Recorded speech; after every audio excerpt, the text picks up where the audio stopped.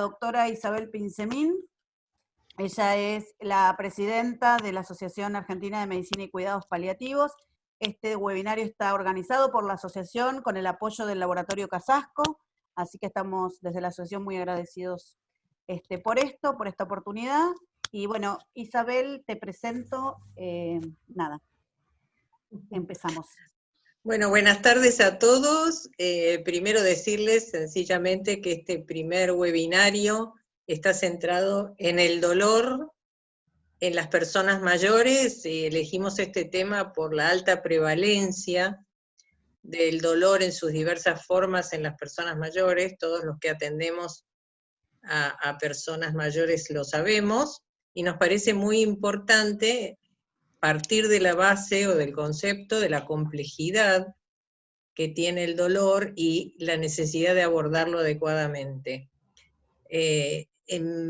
La doctora María Laura Daoud, la voy a presentar ahora, es médica especialista en clínica médica, con posgrados en medicina del dolor, es magíster en cuidados paliativos, es docente además, y le gusta ser docente, en diversas instancias, en la diplomatura en cuidados paliativos de la Universidad Favaloro, y en la maestría de medicina y cuidados paliativos que hace Palium con la Universidad del Salvador. Fue miembro del Centro Integral del Dolor en el Instituto Fleni, y ahí es una de las cofundadoras de los cuidados paliativos en el Instituto Fleni, ¿no? Con lo que este instituto tiene de importancia en relación con la temática que abordamos hoy. Y hoy es miembro del equipo de gestión central de atención domiciliaria y cuidados paliativos domiciliarios de PAMI, institución que como todos sabemos atiende una gran cantidad de personas mayores, y nos pareció por lo tanto muy adecuado que María Laura pudiera comentarnos su experiencia y darnos algunas orientaciones en relación con este tema. Bueno, Laura. Bueno, buenas tardes a todos. En primer lugar, gracias al Laboratorio Casasco y a la Comisión Directiva de la Asociación por facilitar este espacio de encuentro y de reflexión en relación a estos temas que son tan relevantes, no solo en relación a la práctica de los cuidados paliativos y de la medicina del dolor, sino que son justamente transversales a muchas profesiones, a muchas especialidades y disciplinas, ¿no es cierto?, como son estos temas que vamos a abordar en el ciclo, que tienen que ver con el dolor, el delirio, la depresión y la ansiedad. Y agradecer también la oportunidad de ser, digamos, la que abre este ciclo, con lo que la responsabilidad que conlleva y con las dificultades técnicas por las que además pido disculpas de este primer encuentro, y agradecer, por supuesto, la presencia de todos ustedes en este encuentro. Como decía Isabel, hoy nos toca hablar sobre el dolor en los adultos mayores, ¿no es cierto? Es un tema que de por sí es inabarcable en el término de un encuentro, ya que cada uno de los aspectos que tienen que ver con el manejo del dolor en esta población digamos, es un capítulo en sí mismo, por lo cual yo les propongo, y mi intención es simplemente, digamos, enfocarme y resaltar algunas consideraciones que son particularmente distintivas en esta población a la hora del abordaje del dolor. Entonces vamos a empezar con la presentación. Acá yo le pedí a Roxana, la estás compartiendo. Bueno, justamente hablar de las consideraciones distintivas para el abordaje del dolor persistente en el adulto mayor. Si bien muchas de las cuestiones que vamos a abordar son aplicables al dolor agudo, fundamentalmente vamos a hablar del dolor crónico en esta población. Y me permití, mi intención es básicamente entonces llevarlos a estas particularidades en relación a la población, y que al final de esta charla se animen a repensar los pacientes de una manera, digamos, diferente, con una mirada diferente, y a profundizar en aquellos aspectos de los que vamos a conversar en función de su población particular y en el entorno en el que ustedes se desempeñan. Entonces, para comenzar la próxima, vamos a compartir nuestra hoja de ruta, la próxima, comenzando por definir cuál es la magnitud del problema que nos toca abordar, es decir, cuál es la dimensión. La próxima, cuál es la relación entre el dolor y los adultos mayores. Los que tuvieron la oportunidad de escuchar a la doctora Ruth Kiman hablar del dolor en pediatría, usa una frase que para mí es fundamental: los niños no son adultos chiquitos y por lo tanto no podemos extrapolar el abordaje del dolor en los adultos para los niños pequeños. ¿Qué ocurre con los adultos mayores? La experiencia que nosotros tenemos en el abordaje del dolor en los adultos jóvenes nos permite a nosotros extrapolar o generalizar estas estrategias y tratamientos para la población del adulto mayor. Y algunos me dirán, bueno, dependerá del adulto mayor, por supuesto, y habrá cosas que son comunes y cosas que no lo son. ¿Qué es distinto? Y de esto se trata lo que vamos a conversar. Sí, la próxima. Y vamos a tratar de puntualizar justamente cuáles son esas consideraciones particulares en relación a la evaluación del dolor, y la próxima, en relación al abordaje terapéutico.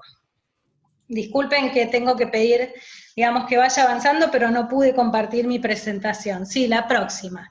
Entonces, para empezar a hablar de lo que es la magnitud del problema, no podemos dejar de mencionar este fenómeno del envejecimiento poblacional.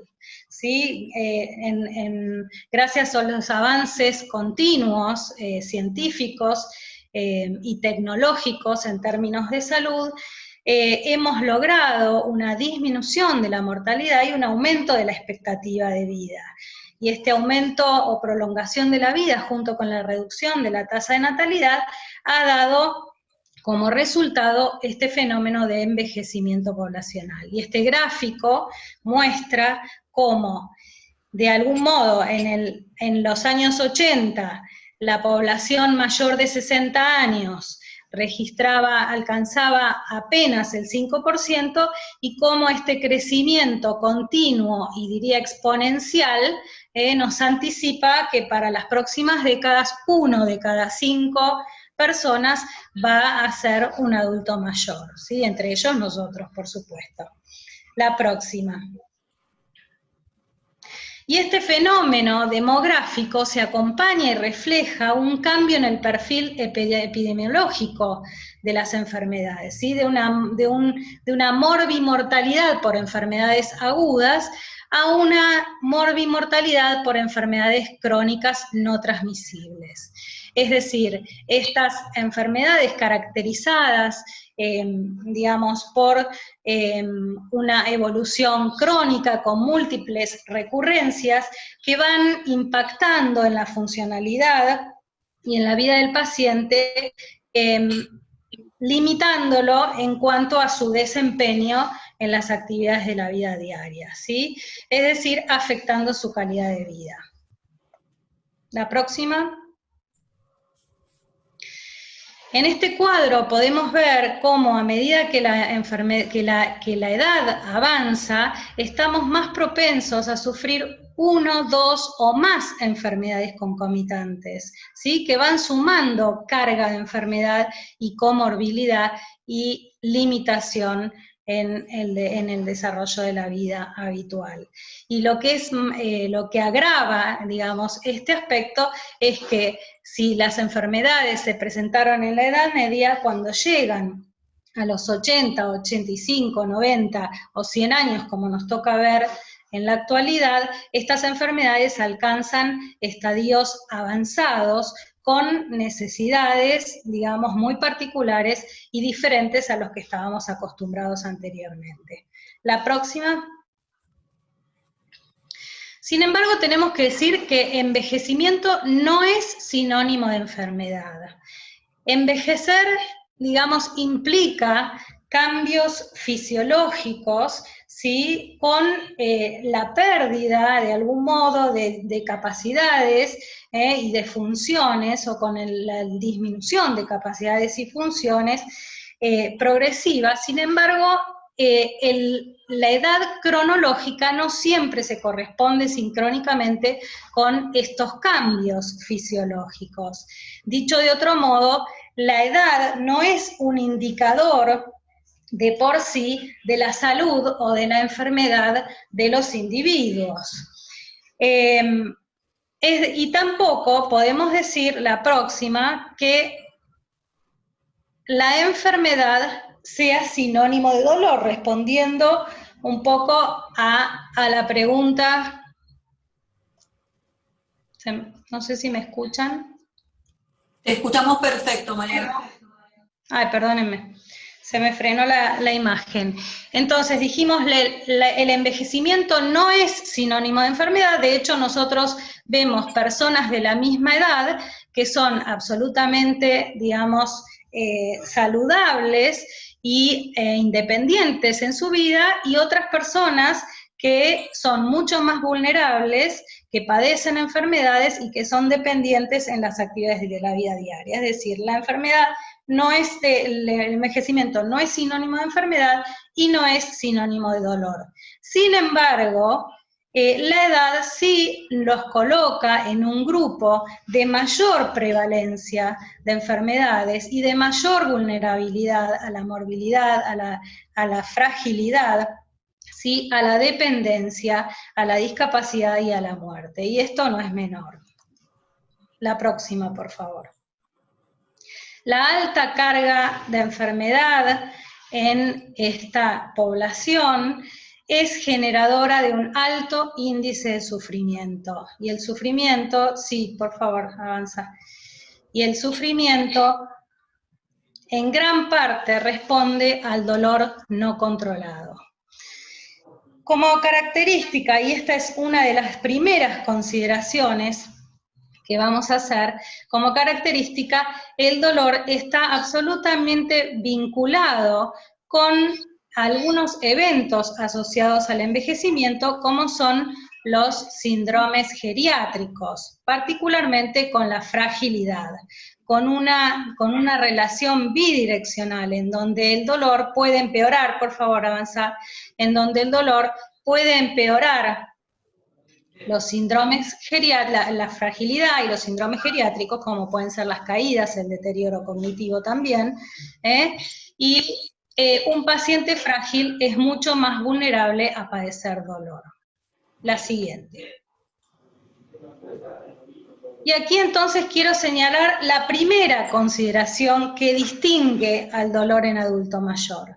El dolor persistente en esta población afecta tempranamente la funcionalidad, la participación y la calidad de vida de los pacientes, con un impacto que no es solo a nivel individual, sino también a nivel de la familia y a nivel de la comunidad, y fundamentalmente del sistema sanitario, generando además un enorme gasto en salud y convirtiéndolo por todos estos aspectos, las próximas por favor, anda avanzando, por todos estos aspectos en una prioridad, ¿sí?, para el sistema de salud y para las políticas de salud, pero fundamentalmente para los profesionales que atendemos a este tipo de pacientes.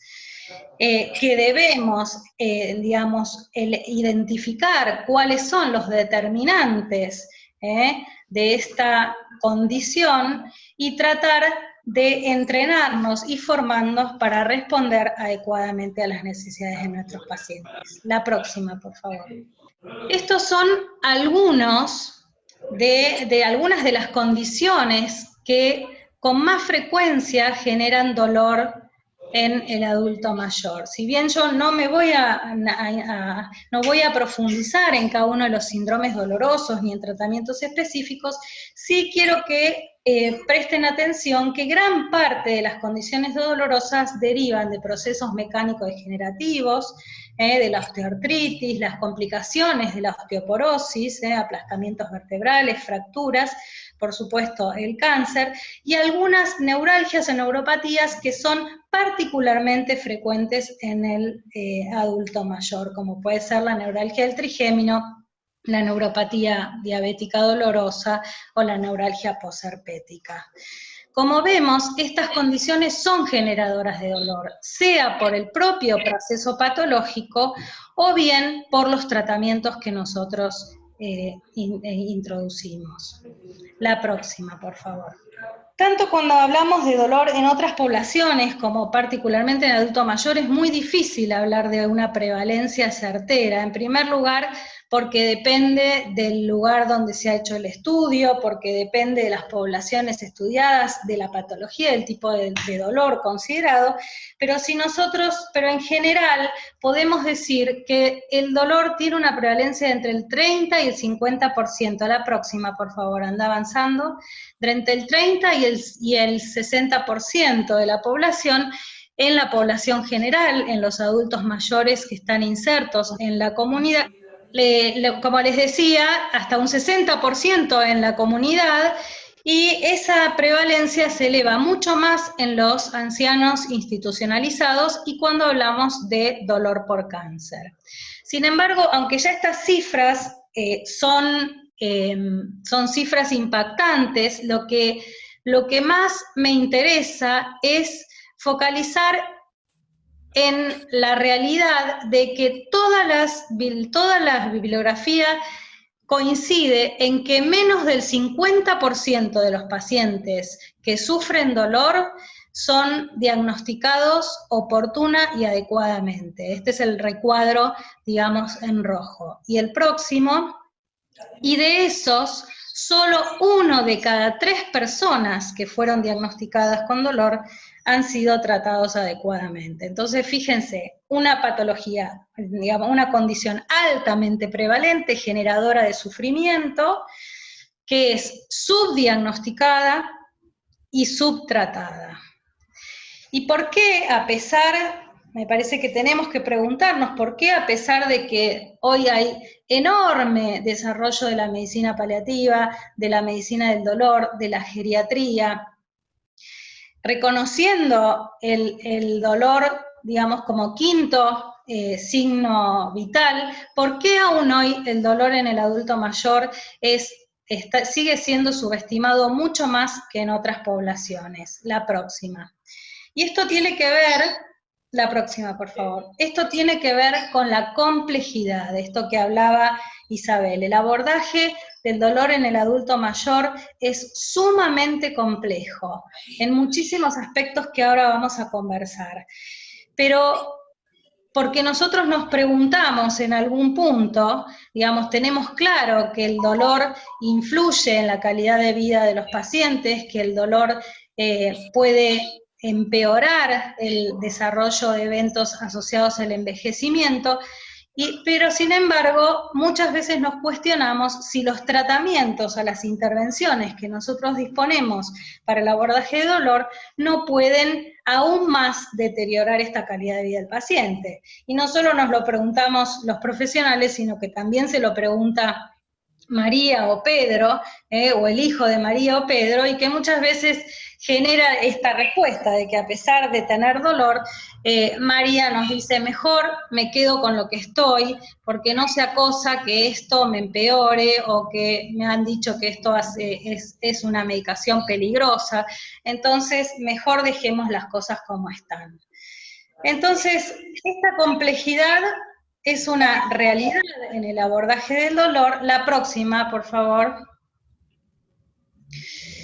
Y tiene que ver no solo con cuestiones vinculadas al reporte del dolor, sino también a la presentación del síntoma y fundamentalmente aspectos difíciles y complejos en relación al abordaje. Y estos son los 4 ejes en los que vamos a centrar el análisis de estas consideraciones. La próxima, por favor. Entonces, si el abordaje del dolor es complejo y la intervención puede dificultar nuestra, digamos, el desempeño, la calidad de vida del paciente, muchas veces complicando la situación del paciente, ¿qué hacemos? Entonces, una opción podría ser la próxima, por favor. Atarlo al paciente a la silla, decirle que no se queje de dolor y hacer como los 3 monitos sabios, no escucho, no veo, no oigo. O bien, reconocer, la próxima, por favor, que el alivio del dolor es un derecho. El alivio del dolor es el derecho de todas las personas. Todas las personas tenemos derecho a que se hagan todas las intervenciones para el mayor alivio posible de nuestro dolor, disminuyendo el sufrimiento y mejorando la calidad de vida. Entonces debemos formarnos, porque si esto es un derecho del paciente, es un imperativo moral para todos los profesionales. La próxima, por favor. ¿Y cuál es el punto de partida para el abordaje del dolor? La evaluación, la próxima. La evaluación debe intentar, ¿sí?, a través de una anamnesis exhaustiva, de una historia clínica del paciente, de una evaluación y de estudios complementarios cuando se requieran, ¿sí?, debe permitirnos a nosotros caracterizar el dolor, identificar la causa, identificar los mecanismos subyacentes y, en cuarto lugar, pero no menos importante, identificar aquellos factores que puedan estar modificando la percepción y la experiencia de dolor de nuestro paciente. Y una aclaración en relación a los exámenes complementarios. Los exámenes complementarios en dolor no van a confirmarnos la presencia de dolor, sino que nos van a permitir orientarnos hacia la causa de dolor, ¿sí? O sea, confirmar o descartar causas de dolor, pero nunca confirmar la presencia de dolor. Una radiografía que no nos muestre patología, una resonancia, un electromiograma, no implica que el paciente no tiene dolor, y esto lo tenemos que tener muy claro a la hora del abordaje. La próxima, por favor. Y esto es una de las cuestiones fundamentales. Cuando nosotros hablamos del dolor, tenemos que tener muy claro que la percepción del dolor va mucho más allá de la sensación dolorosa, del proceso nociceptivo. La experiencia dolorosa es justamente la integración de la sensación dolorosa con las emociones del individuo, con las experiencias previas y con todas sus dimensiones espiritual, social, cultural, que van a dar origen a una experiencia dolorosa única. La próxima, por favor. Sí, a una experiencia única que es subjetiva, multidimensional e intransferible. Es decir, yo puedo escuchar al paciente y tener una idea de cuál es su dolor y de cuál es el impacto de su dolor, pero el dolor es intransferible y es absolutamente subjetivo. Y no hay, digamos, un ejemplo más gráfico que lo que está ocurriendo hoy en el contexto de esta pandemia, en donde los adultos mayores son uno de los más afectados, ¿no es cierto? Cómo el dolor en el contexto de la incertidumbre, del temor, del aislamiento social, de la lejanía de sus seres queridos, de las limitaciones en cuestiones prácticas para el acceso a sus médicos, a sus medicamentos, cómo pueden modular de una manera absolutamente negativa la percepción del dolor y la experiencia dolorosa. La próxima, por favor. Entonces, es sumamente importante que evaluemos, que hagamos una valoración integral considerando todas estas dimensiones de las que veníamos hablando. La física, la emocional, la espiritual, la práctica, que tienen que ver con la nutricional fundamental en el paciente adulto mayor, que nos den una idea del dolor, su impacto y su circunstancia. Entonces, como primera dificultad que vamos a encontrar en la evaluación es que no sepamos que el paciente tiene dolor. ¿Y por qué podemos no saber que el paciente no tiene dolor? En primer lugar, porque el paciente elija no decirlo. Por temor, por cuestiones culturales, muchos de los adultos mayores piensan que el dolor es un elemento intrínseco al envejecimiento y que es ineludible y que por lo tanto hay que tolerarlo, entonces no lo refieren como primera cuestión. Por otra parte, temen a la internación, a las intervenciones, a que les demos más medicación de la que ya toman, y entonces prefieren callarlo, o simplemente por no molestar y no representar una carga para sus familias. En segundo lugar, puede ser que el paciente no pueda comunicarlo. Y este es el caso de los pacientes con trastornos sensoriales, de las disfasias, los pacientes con ACV que tienen trastornos del lenguaje, o, por supuesto, del caso del paciente con deterioro cognitivo, o el paciente demenciado, que claramente no puede verbalizar su dolor. Pero sí, ya vamos a ver más adelante cómo de algún modo podemos acceder a este conocimiento. Y por último, no nos olvidemos que la población de adultos mayores es una población de alto riesgo social y que son víctimas muchas veces de abuso, de maltrato y de abandono. Y esto también hace que el paciente que refiera dolor no sea atendido y sea subestimado. Entonces, varias dificultades que tenemos que aprender a abordar en relación al reporte del dolor. La próxima, por favor. ¿Qué pasa con la presentación del síntoma? Nosotros sabemos que en los adultos mayores los síntomas siempre se presentan, las enfermedades siempre se presentan de una manera diferente, y el dolor no escapa a esto. Muchas veces el dolor tiene una presentación atípica, y en realidad la queja impresiona como un paciente aquietado, como un paciente deprimido, como un paciente ansioso, más que la queja directa del dolor. Además de que, por supuesto, el dolor nunca viene solo, múltiples dolores, múltiples síntomas, y en el contexto de la pluripatología que hablábamos al comienzo. Entonces, estas comorbilidades, estos síntomas simultáneos pueden solaparse, pueden retroalimentarse. Un paciente con dolor tiene dificultad para dormir, y el insomnio también aumenta la percepción del dolor, lo mismo con la ansiedad o la depresión, y esto, por supuesto, nos confunde y nos dificulta la evaluación. ¿Y qué hacemos con esto? La próxima, por favor. En primer lugar, aprender a escuchar.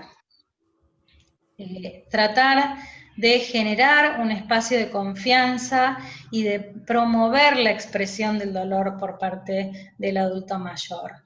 Preguntar cuando esta queja o esta consulta no surge espontáneamente. ¿Usted tiene dolor? ¿Tiene alguna molestia? Indagar sobre la presencia de dolor y aprender a escuchar empáticamente. Escuchar también, siempre tengamos en cuenta que el self-report, es decir, el reporte por parte del paciente, es el elemento fundamental, y si estábamos hablando de una experiencia subjetiva e intransferible, es fundamental que intentemos que el paciente sea quien nos cuente sobre su dolor, aún en el deterioro cognitivo.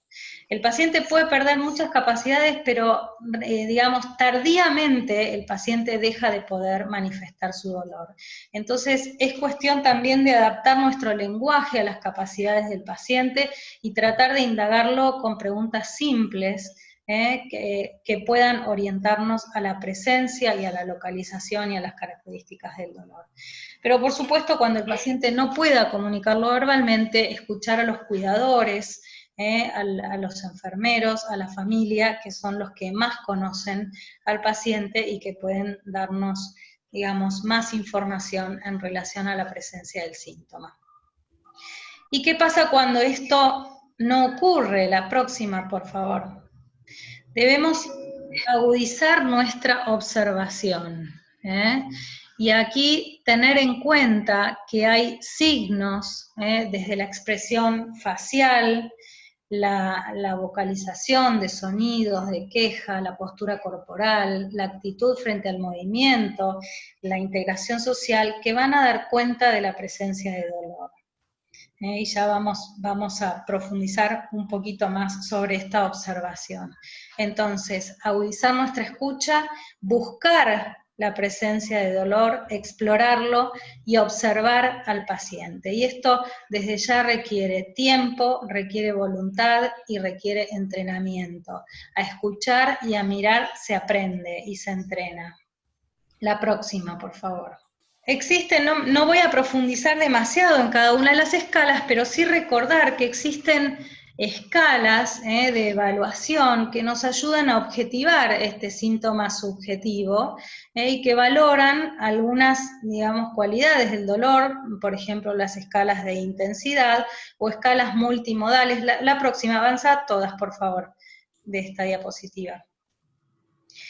Que nos permiten evaluar una o más características del dolor, o incluso la asociación con otros síntomas o el impacto en las actividades de la vida diaria. Existen escalas de intensidad de dolor nociceptivo, como ven aquí, algunas incluyen el esquema corporal para que el paciente pueda marcar cuáles son los sitios de dolor y de irradiación, o cuestionarios que indagan particularmente de las características que pueden hacernos sospechar un dolor de tipo más neuropático. La próxima. Y lo que sí es propio, digamos, del abordaje en los adultos mayores es que muchas veces los pacientes que no pueden comunicar verbalmente deben ser evaluados en relación a observaciones, como dije antes, y estas escalas están validadas y adaptadas para la evaluación de pacientes mal llamados no comunicativos, digamos los pacientes que no se comunican verbalmente, para detectar y valorar la presencia de dolor. Las escalas son múltiples. Las que están en negrita son las que han sido validadas y traducidas al español y que realmente tienen propiedades psicométricas muy buenas y que son fáciles de aplicar. Como en todos los casos, las escalas son herramientas útiles, pero nunca reemplazan el interrogatorio, nunca reemplazan la evaluación, el examen físico completo, nunca reemplazan el juicio crítico del profesional que está evaluando.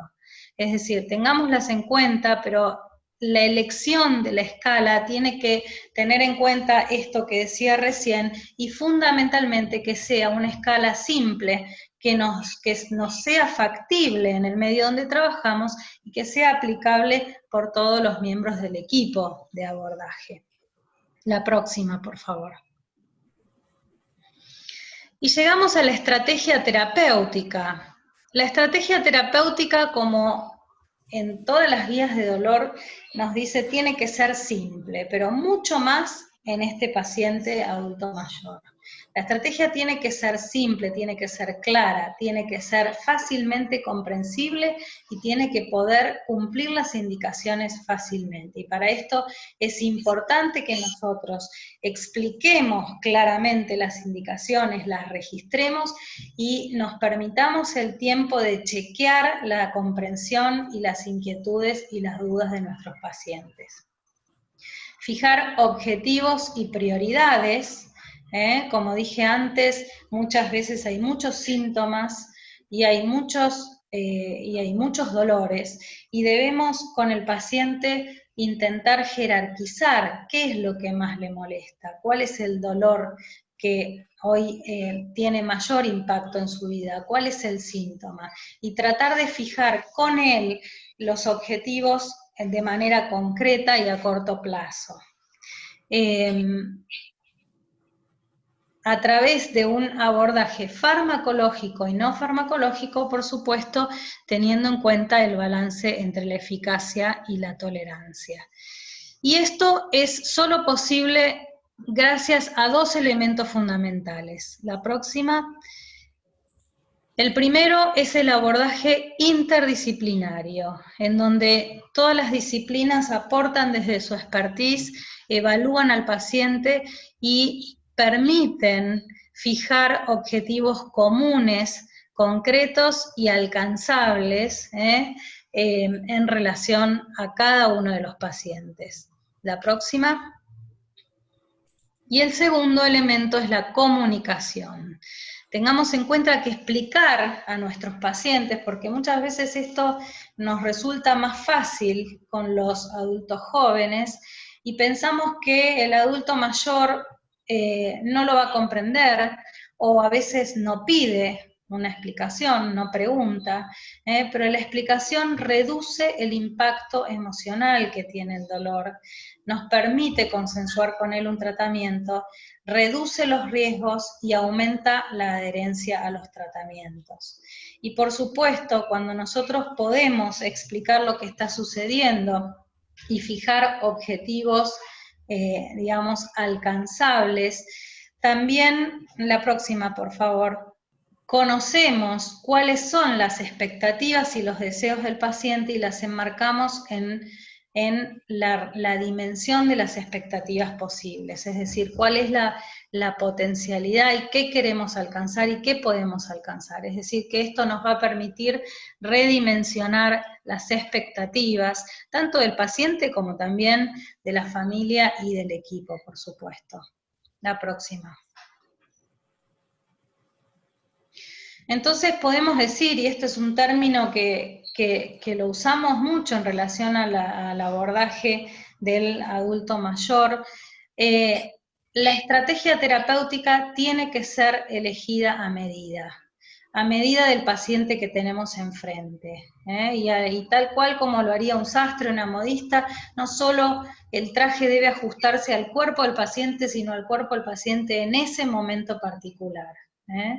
Considerando entonces la próxima, cuestiones que tienen que ver, pasa todas las de esta diapositiva, que tienen que ver con su dolor, con el tipo de dolor que tiene, con el mecanismo subyacente, con la experiencia previa que tuvo, qué tratamientos hizo, cuál fue su respuesta, quién es nuestro paciente, qué busca, qué quiere y qué espera del tratamiento, pero fundamentalmente su historia médica, la presencia de antecedentes, de comorbilidades, principalmente en relación a la función renal, la función hepática y otras patologías.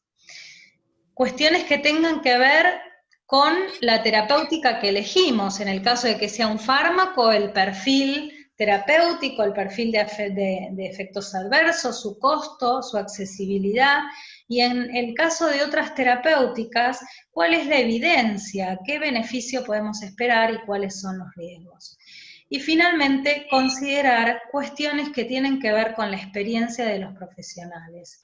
Es decir, nosotros debemos elegir terapéuticas en las que tengamos experiencia, pero, digamos, esto implica además una responsabilidad de que si tenemos que responder a las necesidades de los pacientes y sabemos que necesitamos formarnos y entrenarnos en determinada herramienta, tenemos la responsabilidad de hacerlo, de formarnos y de buscar esa experiencia.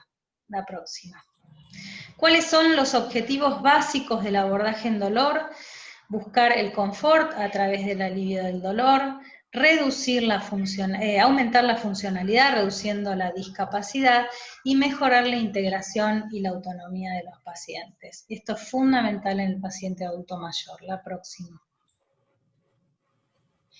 Y acá llegamos al abordaje farmacológico, punto álgido del abordaje. ¿Y por qué digo punto álgido? Porque si ustedes ven esta foto y nosotros nos imaginamos saliendo del consultorio a llamar a esta paciente, llamamos a Martita y vemos que se acercan dos personas para ayudarla a levantarse de la silla, y Martita con todo su esfuerzo y su cara de dolor se levanta y tarda sus 15 minutos en atravesar la sala de espera hasta el consultorio.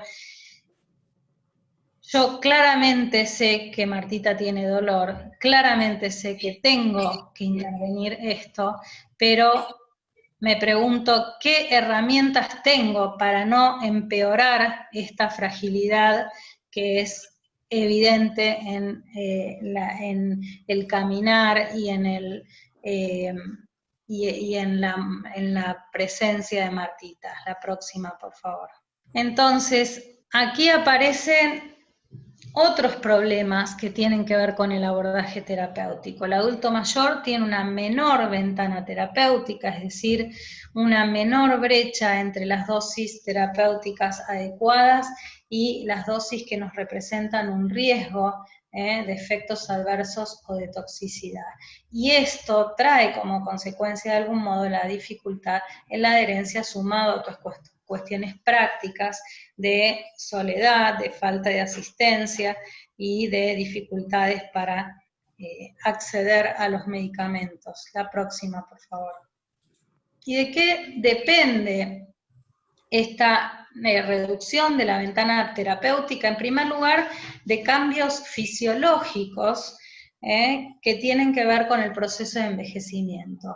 Hablamos de cambios fisiológicos aún en el paciente adulto mayor sin enfermedades o sin comorbilidades, que van a afectar todo el proceso desde la absorción, la distribución y la eliminación de las drogas, es decir, que van a modificar la farmacocinética de las drogas y nos van a complejizar el abordaje farmacológico. ¿Qué cuestiones? Avanza, por favor.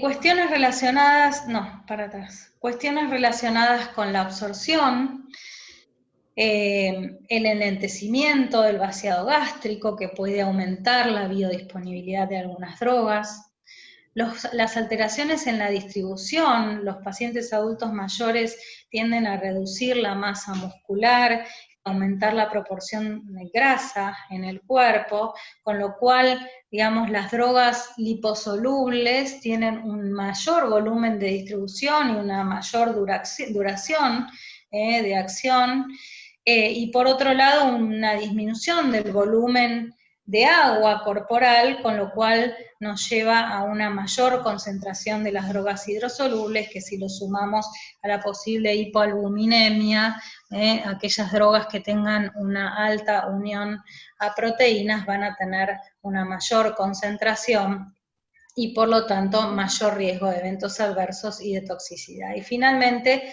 en lo que concierne, la próxima, en lo que concierne a la eliminación, la reducción o la alteración en los procesos oxidativos del hígado y la disminución en el filtrado glomerular van a llevar probablemente al mayor riesgo de acumulación de metabolitos activos, en el caso de deterioro hepático, y la disminución de su excreción a nivel renal. La próxima, por favor.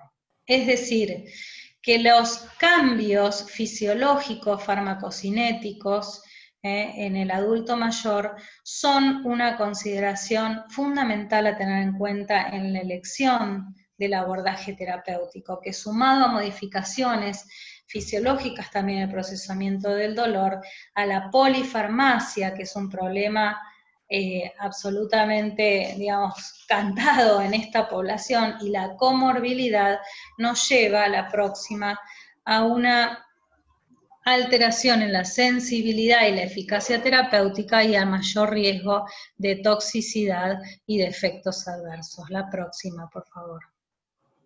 ¿Y cuál es la respuesta? En la respuesta surge otra pregunta: ¿cuál es la evidencia en relación a la efectividad y a la seguridad del uso de fármacos? Y la realidad es que la evidencia es escasa. Los estudios en relación al abordaje farmacológico de los pacientes incluyen poca población mayor de 65 años, con enormes limitaciones en relación digamos, a cuestiones de patología, es decir, incluyen adultos sanos y por supuesto no están representados los adultos que vemos, los adultos mayores que vemos en el consultorio, con 2, 3, 4 patologías crónicas, una fragilidad clara. 2 palabras sobre los analgésicos no opioides. Yo les voy a mostrar simplemente, y en esto creo que cada uno después tendrá que profundizar en las guías existentes y en la experiencia que tienen con estos fármacos y el acceso en su medio de trabajo, pero fundamentalmente voy a mencionar algunas cuestiones que me parecen importantes. En relación a los analgésicos no opioides, el paracetamol es el analgésico de primera línea. Tiene buena respuesta en dolores leves y moderados musculares, osteoarticulares, y además tendría un efecto central que potenciaría el efecto de los opioides en el dolor moderado a severo. Es decir, el paracetamol sigue siendo la primera línea de analgésico para este tipo de dolor. Por supuesto, digamos que al actuar por inhibición de la COX-3, tiene la ventaja respecto de los antiinflamatorios no esteroides que no afecta la agregación plaquetaria, ni tiene un perfil de gastrotoxicidad o de nefrotoxicidad. Sin embargo, ¿qué tenemos que tener en cuenta? Y que esto a veces nos olvidamos y pensamos que el paracetamol es inocuo, es justamente el riesgo de hepatotoxicidad. Entonces, en aquellos pacientes desnutridos, con antecedentes de alcoholismo, con hepatopatía, ojo con el uso de paracetamol. Ya en general en el adulto mayor usamos dosis máximas de 3 gramos en lugar de 4, y si hay patología hepática para la prevención de la hepatotoxicidad, no más de 2 gramos en el uso crónico. Dentro del grupo de los antiinflamatorios no esteroides, el ibuprofeno ha demostrado ser el de perfil más seguro. También, digamos, las guías recomiendan la reducción de la dosis y se desaconseja su uso crónico o por tiempos prolongados. Es decir, que podemos, en algunos casos, particularmente cuando hay un componente de inflamación en el dolor del paciente, sea un dolor crónico o sean reagudizaciones dentro de su dolor, poder utilizar dosis bajas de antiinflamatorios no esteroides con los recaudos del descenso de la dosis y por el menor tiempo posible. En algún momento, para prevenir los efectos catastróficos gastrointestinales que tenían los antiinflamatorios, aparecen los inhibidores selectivos de la COX-2. Hoy disponemos de 2 en el mercado, y si bien tienen un perfil en relación a la afectación de la mucosa gástrica mejor que otros antiinflamatorios, tenemos que tener muy en cuenta el riesgo en los pacientes, particularmente con antecedentes trombóticos o enfermedad cerebro o cardiovascular. Es decir, que estarían desaconsejados para este tipo de pacientes. Y por supuesto, al igual que el resto de los antiinflamatorios, mantenerlos el menor tiempo posible y a la menor dosis posible. ¿Qué podemos decir de los analgésicos opioides?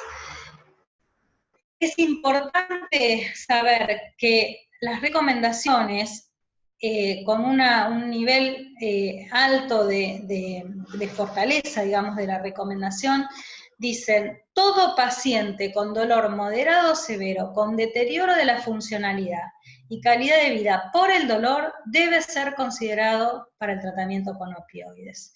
Entonces, así como está Martita con toda su fragilidad y su humanidad y su polifarmacia y sus dificultades, nosotros debemos evaluar si la introducción de un opioide en su tratamiento puede aliviarle el dolor y mejorar el impacto que éste tiene en su vida diaria.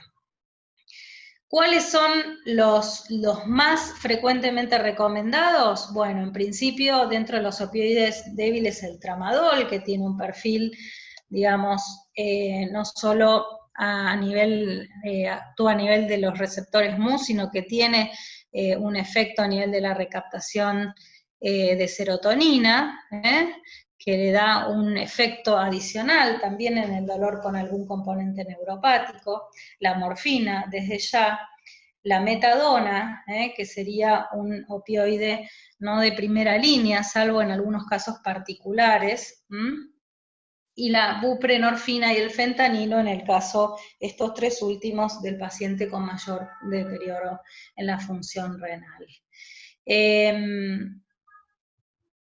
Finalmente, ¿qué podemos decir de los adyuvantes? Recordar que los adyuvantes se dividen en grupo coanalgésico y en aquellos adyuvantes que disminuyen el impacto de los efectos adversos y mejoran la tolerancia con un efecto ahorrador de opioides. Los adyuvantes coanalgésicos constituyen, digamos, los fármacos de primera línea en el dolor neuropático, y nosotros dijimos que había varios dolores neurálgicos y neuropáticos propios del anciano, la duloxetina, la venlafaxina, la pregabalina, el gabapentin serían drogas de primera línea para el uso en la neuropatía diabética dolorosa y en la neuralgia posherpética, con todas las consideraciones que debemos hacer. Y la carbamazepina sigue siendo el fármaco de primera elección, con todos sus riesgos que vamos a mencionar algunos, en la neuralgia del trigémino. Tengamos en cuenta que si nosotros vemos las guías, en general habla de una contraindicación relativa de todos estos fármacos, de los antidepresivos tricíclicos principalmente, por su efecto, digamos, por su acción no solo como inhibidores de la recaptación de serotonina y noradrenalina, sino por sus efectos a nivel alfa-adrenérgicos y antimuscarínicos, que son responsables de la mayoría de los efectos adversos que empeoran los síndromes geriátricos, ¿no es cierto? La hipotensión ortostática, el deterioro cognitivo, la constipación. Sin embargo, digamos, muchas veces los utilizamos titulando dosis mucho más bajas con buenos resultados y con bastante buena tolerancia.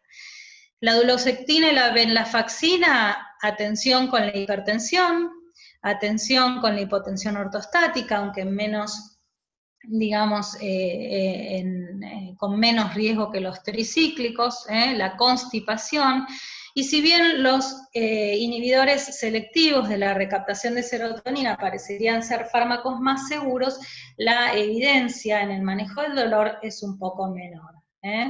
Gabapentina, pregabalina, fármacos de elección, pueden ser utilizados en insuficiencia renal, y la carbamazepina, ojo, titulaciones muy progresivas, en general por manejo por especialistas, con el control de los efectos adversos a nivel hematológico, a nivel de electrolitos, fundamentalmente de la hiponatremia, y otros que tenemos que tener en cuenta a la hora de indicarlos. Y nuevamente, en relación a los adyuvantes, para reducir los efectos adversos, atención especial a estos efectos particulares en el adulto mayor. Y para ir terminando, hablamos de un abordaje multimodal, farmacológico y no farmacológico. Tener en cuenta que las terapias físicas, el ejercicio, las intervenciones psicosociales y otros abordajes no farmacológicos tienen evidencia clara en el alivio del dolor. No solo en el alivio del dolor, sino también en el alivio de otros síntomas asociados, y le permiten al paciente además mejorar la funcionalidad aún cuando el dolor no desaparezca, mejorar el equilibrio y por lo tanto su desempeño en las actividades de la vida diaria y su autonomía, y le permite socializar y tener una sensación de mayor control en relación a su dolor y a su vida. Entonces, no nos olvidemos e indiquemos el abordaje no farmacológico como pata fundamental en el abordaje del dolor en los pacientes mayores. Y para ir cerrando, recordemos entonces que el dolor es un generador de sufrimiento y discapacidad en el adulto mayor, su alivio constituye un derecho y es nuestro deber entrenarnos para un abordaje adecuado. La complejidad es una característica, pero disponemos de herramientas para hacer una evaluación integral, un abordaje multimodal, interdisciplinario e individualizado que logre una respuesta adecuada del dolor. Y para cerrar, creo que el abordaje del dolor en los adultos mayores es como una cocina de autor, ¿no es cierto? En donde todo el equipo de cocina con protagonismo, digamos, según las necesidades del paciente, va a ir combinando las herramientas y los ingredientes de una manera creativa y exquisita y cuidadosa, sin desconocer las recomendaciones universales, para lograr el mejor plato a la medida de nuestro paciente, no solo para lograr el alivio del dolor, sino fundamentalmente para mantener la sonrisa de nuestros pacientes. Muchas gracias. Bueno, muchas gracias, Laura. Acá nos quedan unos minutitos, poquitos, pero tenemos algunas preguntas, vamos a ver si podemos hacerte algunas. Lamento enormemente todas las dificultades técnicas, porque esto nos demoró no solo en el tiempo para poder compartir experiencias, sino que complicó un poquito la exposición al tener que ir marcando paso por paso, así que les pido disculpas por todas esas dificultades. Pero bueno, aprovechemos para intercambiar algunas experiencias y ver si puedo responder alguna pregunta. Sí, mira, lo bueno es que tenemos gente de todo el país, eso es una cosa muy, muy linda, porque nos están llegando preguntas un poco de todas partes. Ajá. Y desde Salta nos preguntan si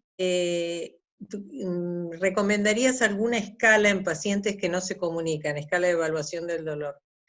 Bueno, justamente, digamos, lo primero de la escala es que esté validada y adaptada para nuestra población, ¿no es cierto? Si nosotros vamos a evaluar pacientes con demencia, esa escala tiene que estar validada para los pacientes que vamos a evaluar y traducida al idioma en el que vamos a utilizarla. Una de las escalas que yo más recomiendo es el DoloPlus, porque es fácil de hacer, porque la podemos aplicar y porque considera no solo, digamos, cuestiones faciales, sino también la vocalización y también aspectos que tienen que ver con las actitudes del paciente en el contexto del dolor. Así que si tengo que recomendar una, recomendaría el DoloPlus 2. Muy bien. El PACSAT también y el PAINAD también son utilizados en pacientes con demencia, pero esa es la que más me parece que es más factible y más aplicable. Hay alguna pregunta, varias preguntas en relación con los AINES, ¿no? Ajá. En dolor crónico leve, ¿cómo manejarías el uso de AINES? ¿Por cuánto tiempo lo dejarías? O en el caso de que fuera un dolor crónico leve, persistente, si pasás directamente a un opioide débil. Siempre tenemos que ver, por supuesto tenemos que ver las características del paciente y las características del dolor. Los AINES son útiles en la medida que haya fundamentalmente un componente inflamatorio. Entonces, si hay un componente inflamatorio del dolor, yo puedo indicar un AINE, pero como dije antes, regulando las dosis a la menor dosis posible, espaciando los intervalos, y manteniéndolo el menor tiempo posible. Y por supuesto, bueno, evaluar, digamos, si requiere además el agregado de un opioide de un opioide o de un adyuvante en función de los mecanismos de dolor. Pero fundamentalmente, digamos, para responder, el AINE lo utilizaría cuando hay un componente, digamos, inflamatorio, cuando hay un dolor muscular o cuando hay dolores agudos sobrepuestos a la historia crónica del dolor de este paciente. Muy bien, alguna pregunta había sobre el tramadol, preguntando los intervalos de dosis, ¿no? ¿Cada cuántas horas?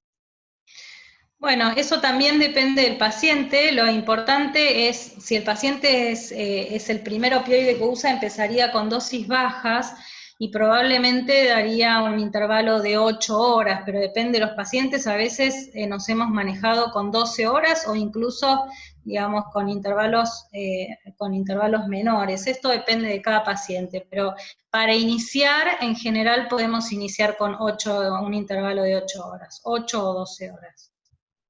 Después vos hablaste al final del abordaje multimodal del dolor y tener muy en cuenta el abordaje no farmacológico, que acá se valora bastante entre los asistentes también, y preguntan en ese sentido qué experiencia tenés y si valorás la acupuntura como uno de los abordajes no farmacológicos.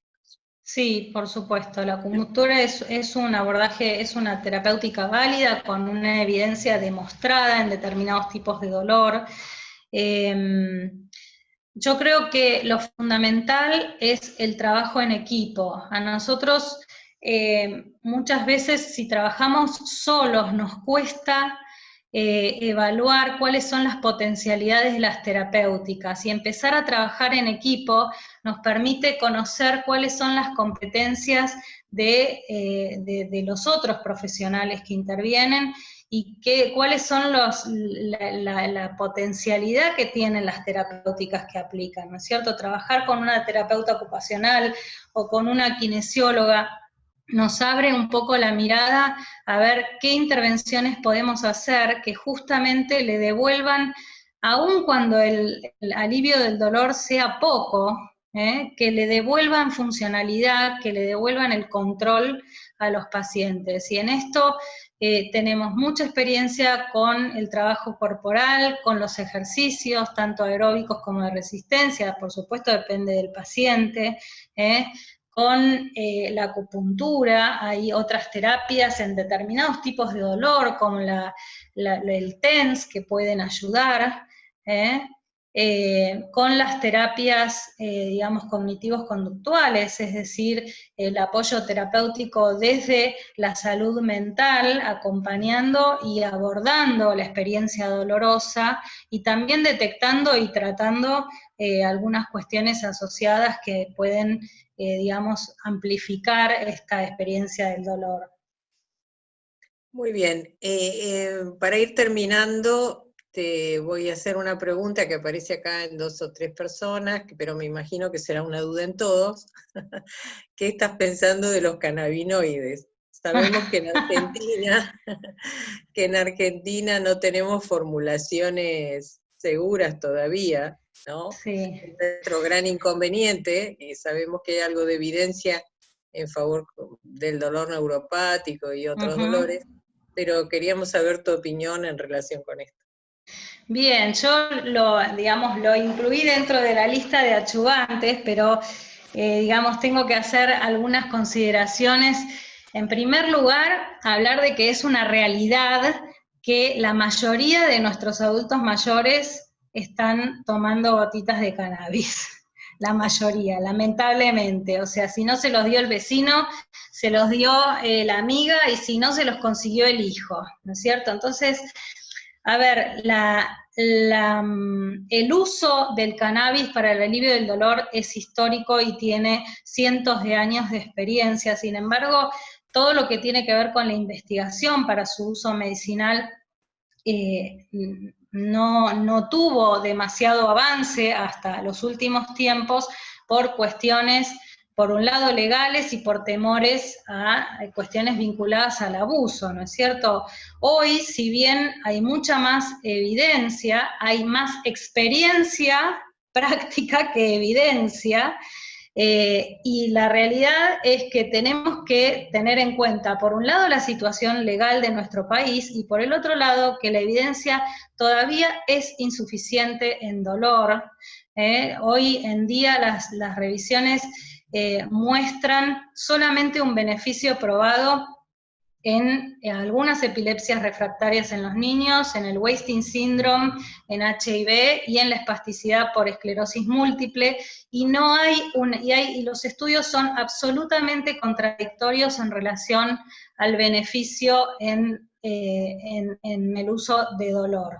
Sí hay algunos estudios que muestran alivio en el dolor neuropático. Creo que hay que seguir estudiando, seguir atentos a esta evidencia, pero ser absolutamente cautelosos en nuestras recomendaciones, ¿no es cierto? Y, digamos, ser respetuosos primero de la legalidad y además saber que hoy no disponemos de productos en donde conozcamos la composición específica y definida de los principios activos, no conocemos las dosis efectivas claramente, no conocemos con claridad cuáles son las interacciones y no están exentos de efectos adversos, con lo cual, digamos, nosotros hoy debemos recomendar terapéuticas que tengan evidencia, que tengamos experiencia y que estén aprobadas. Y ser muy cautos, y si bien explorar si el paciente los está utilizando, poder advertirlos en relación a los riesgos potenciales que tienen estos fármacos, ¿no? Desde una composición, digamos, errática hasta, digamos, efectos adversos que pueden comprometer, digamos, gravemente su calidad de vida, ¿no? Y más en el contexto del adulto mayor, con toda la polifarmacia y todas las cuestiones que veníamos hablando. Y una última pregunta que te hacemos, así vamos cerrando. ¿Vos pensás que nuestra actitud como profesionales de la salud en la atención de los pacientes puede llevar a cronificar el dolor o a evitar la cronificación? Yo creo que nosotros podemos hacer mucho por aliviar el dolor, mucho por aliviar el dolor, que tenemos muchas herramientas y que, vuelvo a decir, el secreto es el trabajo en equipo. Tenemos que comunicarnos y empezar a aprender unos de otros y compartir experiencias. De acuerdo. Bueno, te agradecemos muchísimo a todos los que se conectaron, y bueno, esperemos, como puso recién la doctora Minatel, ustedes van a recibir unos links después para tener estas clases y seguir profundizando y poder tener los datos así más concretos, y les agradecemos a todos y los esperamos el próximo jueves. Bueno, muchas gracias y esperemos que también tengamos otros encuentros presenciales en el futuro. Tal cual. Muchas gracias, Bueno, Lauri. a todos. No, Gracias. al contrario, gracias a todos. Gracias a todos y nos vemos el jueves que viene.